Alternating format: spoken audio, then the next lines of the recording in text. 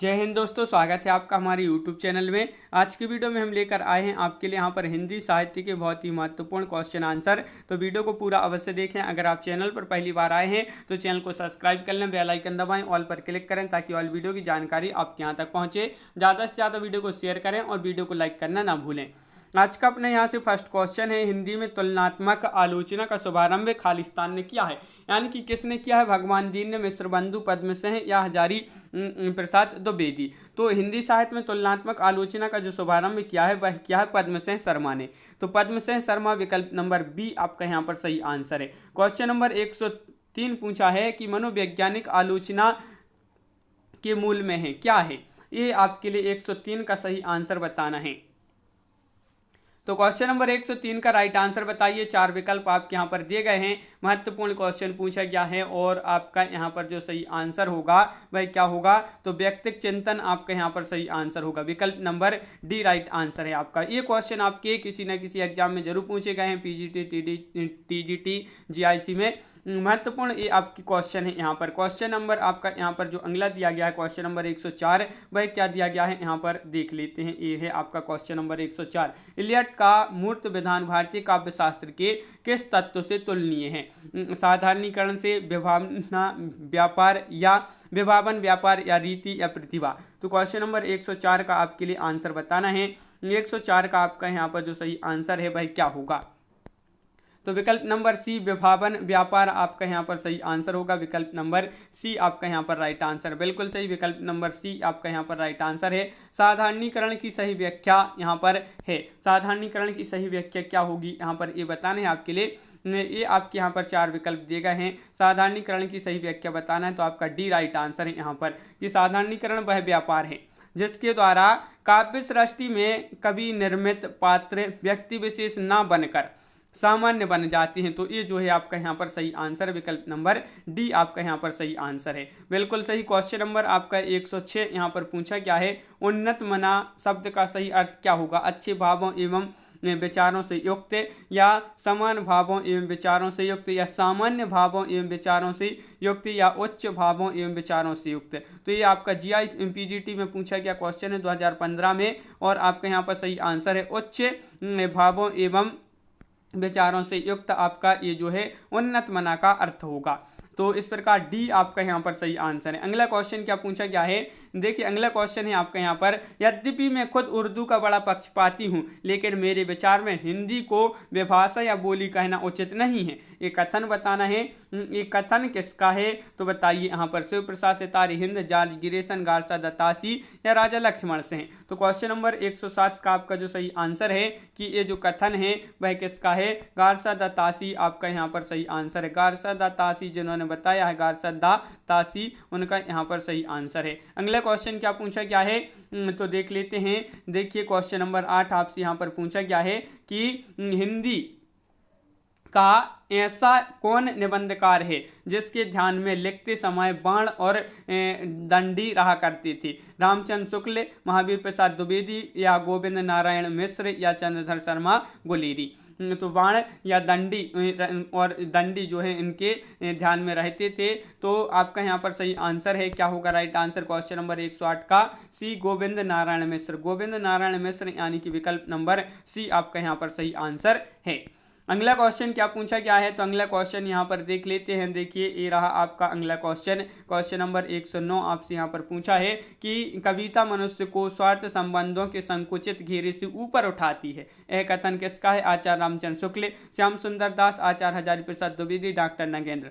जो कविता है यह मनुष्य को स्वार्थ संबंधों के संकुचित घेरों से ऊपर उठाती है। ये जो कथन है वह किसका है? तो आपका सही आंसर है आचार्य रामचंद्र शुक्ल, आपका यहाँ पर सही आंसर है, बिल्कुल सही। आचार्य रामचंद्र शुक्ल आपका राइट आंसर है। क्वेश्चन नंबर आपका 110 है, कविता अपने मूल रूप में जीवन की आलोचना है, ये किसने कहा है? ये किसने कहा है ये आपके लिए यहाँ पर बताना है। तो आपका यहाँ पर सही आंसर क्या होगा ये आप बताइए। यहाँ पर महत्वपूर्ण क्वेश्चन आपसे यहाँ पर पूछा गया है।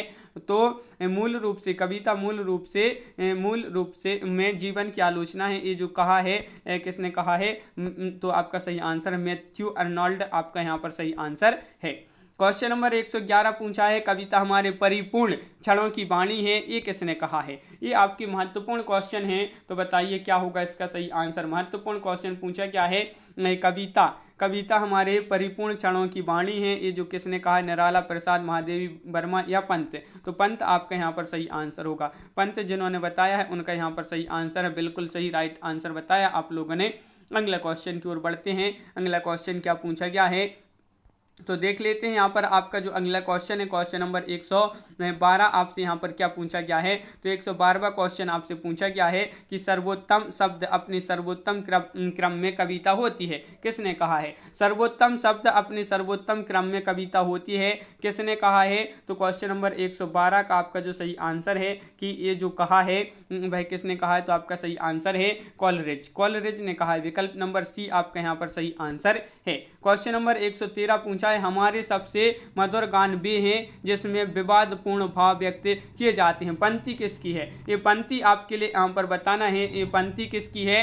तो 4 विकल्प आपके यहाँ पर दिए गए हैं। क्वेश्चन नंबर 113 और 113 का राइट आंसर है आपका विकल्प नंबर 1 यानी कि शैली आपका यहाँ पर सही आंसर है। शैली जिन्होंने बताया है उनका यहाँ पर सही आंसर है, बिल्कुल सही। क्वेश्चन नंबर 114 क्या पूछा है, आलोचना को कला की सजगता किसने कहा है? आलोचना को कहा है कला की सजगता, तो किसने कहा है ये आपके लिए बताना है।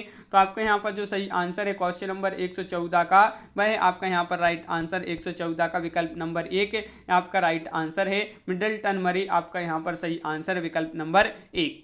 अगला क्वेश्चन है, चिंता एक है, वाक्यांश में रिक्त स्थान की पूर्ति हेतु सही शब्द चुनना है। चिंता एक खाली स्थान है, यहाँ पर आपका जो यहाँ पर इस वाक्य में आपके लिए बताना है क्या होगा, तो आपका राइट आंसर है चिंता एक है, रोग व्याधि कष्ट या आदि, तो आपका यहाँ पर सही आंसर होगा आदि आपका राइट आंसर है, विकल्प नंबर डी आपका सही आंसर होगा। मानसिक पीड़ा की संज्ञा है आदि है, ये आपके लिए याद रखना है। शारीरिक पीड़ा को व्याधि कहते हैं और चिंता एक मानसिक पीड़ा है, कष्ट प्रायः शारीरिक होता है।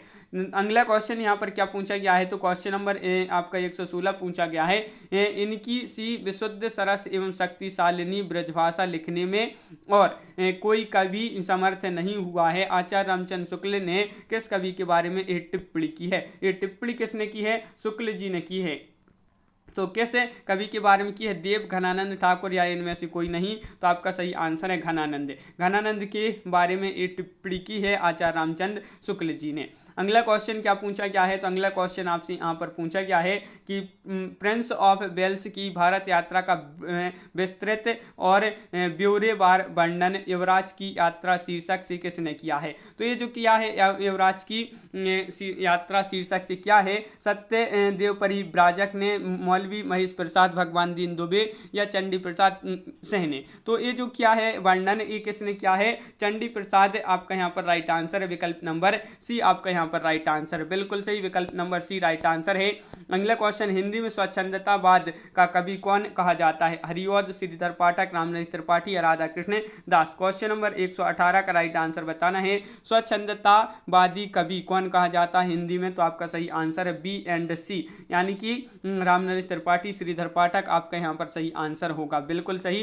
तो ये आपके लिए याद रखना है। अगला क्वेश्चन क्या पूछा गया है, तो अगला क्वेश्चन आपका ये रहा यहाँ पर आपका क्वेश्चन नंबर 119 क्या पूछा गया है, यहाँ पर देख लेते हैं। क्वेश्चन नंबर 119 को देखिए, यहाँ पर रोमांटिसिज्म के लिए हिंदी में स्वच्छंदतावाद का प्रयोग सर्वप्रथम किसने किया है? रोमांटिसिज्म के लिए बताना है, तो भारतेंदु ने या महावीर प्रसाद द्विवेदी, आचार्य रामचंद्र शुक्ल या सुमित्रानंदन पंत। तो क्वेश्चन नंबर आपका यहाँ पर है 119 और 119 का आपका जो सही आंसर है तो वह आपका आचार्य रामचंद्र शुक्ल, विकल्प नंबर आपका सी यहाँ पर राइट आंसर है। विकल्प नंबर सी जिन्होंने बताया है उनका सही आंसर है। स्वच्छंदतावाद की विशेषता नहीं है, देखिए नहीं पूछा है आपसे यहाँ पर। प्रकृति पर्यवेक्षण, कथा, गीत, प्रयोग, प्रेम चित्रण, ब्रजभाषा में रचना। तो क्वेश्चन नंबर 120 का सही आंसर बताना है।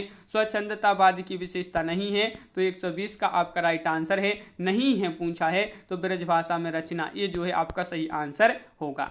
अगला क्वेश्चन क्या पूछा गया है, तो क्वेश्चन नंबर 121 यहाँ पर देख लेते हैं। क्वेश्चन नंबर 121, निम्नलिखित में से कौन सा कथन स्वच्छंदतावाद की विशेषता नहीं है? तो बताइए यहाँ पर क्वेश्चन नंबर 121 में राइट आंसर बताना है। तो वह कौन सा कथन है जो स्वच्छंदतावाद की विशेषता नहीं है? तो क्वेश्चन नंबर 121 का आपका जो सही आंसर है वह है आपका यहाँ पर राइट आंसर 121 का विकल्प नंबर बी, यानी कि कल्पना व्यापार का महत्व। तो ये जो है आपका सही आंसर होगा, विकल्प नंबर बी राइट आंसर है। क्वेश्चन आपका यहाँ पर जो पूछा गया है, क्वेश्चन नंबर आपका यहाँ पर क्या है 122, क्या पूछा गया है कि यहाँ पर देख लेते हैं, निम्नलिखित में से कौन नवगीत के प्रसिद्ध उन्नायक कवि हैं? नवगीत के बताना है। तो नवगीत के उन्नायक कवि यहाँ पर कौन है? तो क्वेश्चन नंबर 122 का सही आंसर बताना है। 122 का आपका जो राइट आंसर है बीरेंद्र मिश्र, भवानी प्रसाद मिश्र, दुष्यंत कुमार या सर्वेश्वर दयाल सक्सेना। तो आपका सही आंसर है बीरेंद्र मिश्र, यानी कि विकल्प नंबर 1 आपका यहाँ पर राइट आंसर है बीरेंद्र मिश्र। अगला क्वेश्चन क्या पूछा गया है? तो अगला क्वेश्चन आपसे यहाँ पर पूछा गया है क्वेश्चन नंबर 123, क्या पूछा गया है? हिंदी की काव्य भाषा परक समीक्षक का नाम क्या है? विजय देव नारायण शाही, डॉक्टर रघुवंश, नेमी चंद्र जैन या रामस्वरूप चतुर्वेदी। क्वेश्चन नंबर 123 का सही आंसर बताना है। तो 123 का आपका जो सही आंसर है वह है आपका यहाँ पर राइट आंसर विकल्प नंबर आपका D right answer, Ramswaroop Chaturvedi आपका यहाँ पर सही आंसर होगा। रामस्वरूप चतुर्वेदी जी को हिंदी के काव्य भाषा परक समीक्षक का नाम है, ये आपके लिए याद रखना है। क्वेश्चन नंबर आपका यहाँ पर अगला जो पूछा है, नानक दर्शन का सार तत्व है, क्या है? ये आपके लिए बताना है, असादीवार या सोहेला या रहीरास या जपूजी। तो क्वेश्चन नंबर 124 का सही आंसर बताना है। नानक दर्शन का सार तत्व है, तो आपका यहाँ पर 124 का विकल्प नंबर डी जपूजी आपका यहाँ पर सही आंसर है। जपूजी जिन्होंने बताया है उनका सही आंसर होगा यहाँ पर। क्वेश्चन नंबर 125 की ओर बढ़ते हैं। 125वां क्वेश्चन आपसे यहाँ पर क्या पूछा है? तो 125वां क्वेश्चन है, तुलसीदास किस दार्शनिक मत के भक्त कवि थे? तो अद्वैतवाद या द्वैतवाद, शुद्धाद्वैतवाद, विशिष्टता द्वैतवाद। तो क्वेश्चन नंबर 125 का सही आंसर, ये क्वेश्चन कई बार एग्जाम में पूछा जा चुका है कि तुलसीदास किस दार्शनिक मत के कवि भक्त थे? तो आपका सही आंसर है क्या है? अद्वैतवाद आपका विकल्प नंबर 1 यहाँ पर सही आंसर है। विकल्प नंबर 1 जिन्होंने बताया है उनका यहाँ पर सही आंसर है। अगला क्वेश्चन क्या पूछा है? अद्वैतवाद के अनुसार बताइए यहाँ पर क्या होगा राइट आंसर? जीव और ब्रह्मा एक हैं, संसार सत्य है, जीव और ब्रह्मा अलग अलग हैं, ब्रह्म विशेषण युक्त है। तो अद्वैतवाद के अनुसार बताना है क्वेश्चन नंबर 126 में। तो आपका यहाँ पर राइट आंसर क्या होगा?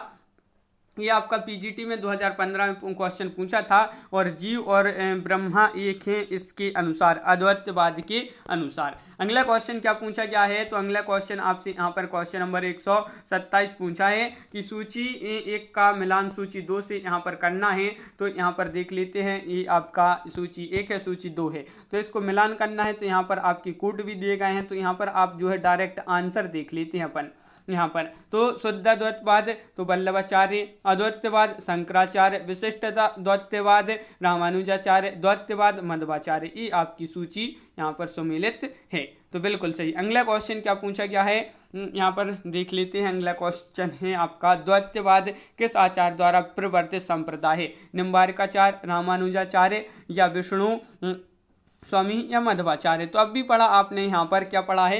यहाँ पर देखिए ये द्वैतवाद है, ये मध्वाचार्य है, तो आपका यहाँ पर मध्वाचार्य विकल्प नंबर डी राइट आंसर है, बिल्कुल सही। जीआईसी प्रवक्ता परीक्षा में पूछा गया ये क्वेश्चन है आपका। क्वेश्चन नंबर 129 पूछा गया है आपसे यहाँ पर, शुद्धाद्वैतवाद दर्शन के प्रवर्तक हैं शंकराचार्य, वल्लभाचार्य, मध्वाचार्य या विष्णु स्वामी। तो क्वेश्चन नंबर 129 का आंसर बताना है, शुद्धाद्वैतवाद दर्शन के प्रवर्तक कौन है? तो 129 का आपका विकल्प नंबर सी वल्लभाचार्य। वल्लभाचार्य आपका यहाँ पर सही आंसर है। महत्वपूर्ण क्वेश्चन पूछा गया है, वल्लभाचार्य आपका यहाँ पर सही आंसर है।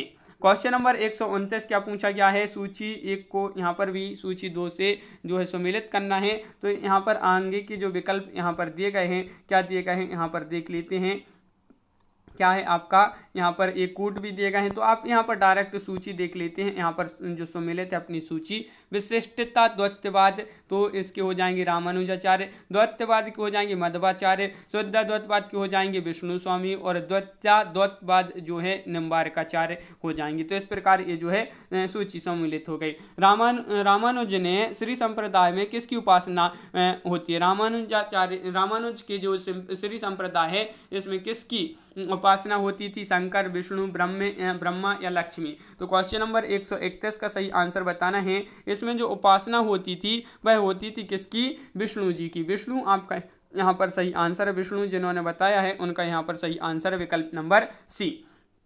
क्वेश्चन नंबर 132 यहाँ पर पूछा गया है आपसे, क्या पूछा है? कविता के लिए बड़ी बोली के पक्ष में आंदोलन की शुरुआत की। प्रेमघन ने, भारतेंदु ने, जगन्नाथ दास रत्नाकर ने, अयोध्या प्रसाद खत्री ने। क्वेश्चन नंबर 132 का सही आंसर बताना है। 132 का आपका राइट आंसर क्या होगा? कविता के लिए बड़ी बोली के पक्ष में आंदोलन की शुरुआत की थी, तो यह की थी किसने? अयोध्या प्रसाद खत्री जी आपका यहाँ पर राइट आंसर है। ये आपका महत्वपूर्ण क्वेश्चन है, विकल्प नंबर डी राइट आंसर है। क्वेश्चन आपका यहाँ पर जो अगला पूछा गया है क्वेश्चन नंबर 133, भारत में सबसे पहला पंचमी रंगमंच की स्थापना खालिस्तान में हुई थी। तो पश्चिमी जो रंगमंच है यहाँ पर तो पश्चिमी रंगमंच की स्थापना खालिस्तान में हुई थी, मुंबई में, बंगाल में, उज्जैन में, कर्नाटक में। क्वेश्चन नंबर 133 का सही आंसर आपका यहाँ पर क्या होगा? 2015 में एक क्वेश्चन पूछा गया है और बंगाल आपका यहाँ पर सही आंसर है। भारत में सबसे पहला जो पश्चिमी रंगमंच है इसकी स्थापना हुई थी, ये हुई थी कहाँ पर? बंगाल में। तो विकल्प नंबर सी आपका यहाँ पर सही आंसर है।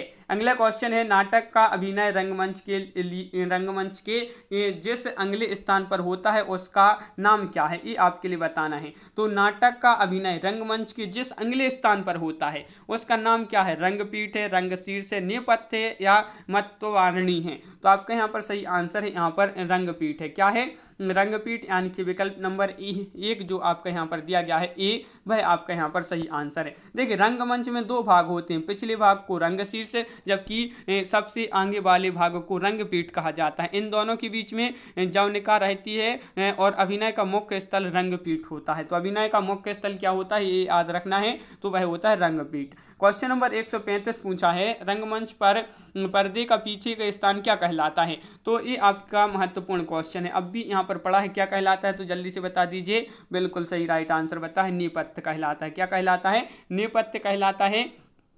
तो ये आपके लिए यहाँ पर याद रखना है, नेपथ्य आपका राइट आंसर है। देखिए पर्दे नेपथ्य रंगमंच का वह भाग होता है जो दर्शकों की दृष्टि से ओझल रहता है, अर्थात पर्दे के पीछे का वह स्थान होता है जहाँ अभिनेता रंगमंच पर आने से पूर्व उपरोक्त वेशभूषा धारण करते हैं। तो ये जो भाग होता है ये दर्शकों से कैसा होता है? ओझल रहता है, यानी कि दर्शकों को ये जो दिखता नहीं है, ये भाग पर्दे के पीछे वाला ये स्थान होता है। तो इसको जो है क्या कहते हैं? नेपथ्य कहते हैं। तो इस प्रकार अपने यहाँ पर बहुत ही महत्वपूर्ण क्वेश्चन कंप्लीट हुए। कैसा लगा ये वीडियो आप कमेंट में जरूर बताएं, और अगर आप चैनल पर पहली बार आए हैं तो चैनल को सब्सक्राइब कर लें, बेल आइकन दबाएं, ऑल पर क्लिक करें ताकि ऑल वीडियो की जानकारी आपके यहाँ तक पहुँचे। ज़्यादा से ज़्यादा वीडियो को शेयर करें और वीडियो को लाइक करना ना भूलें। तो आज की वीडियो में बस इतना ही। सभी के लिए बहुत बहुत धन्यवाद। सभी के लिए जय हिंद।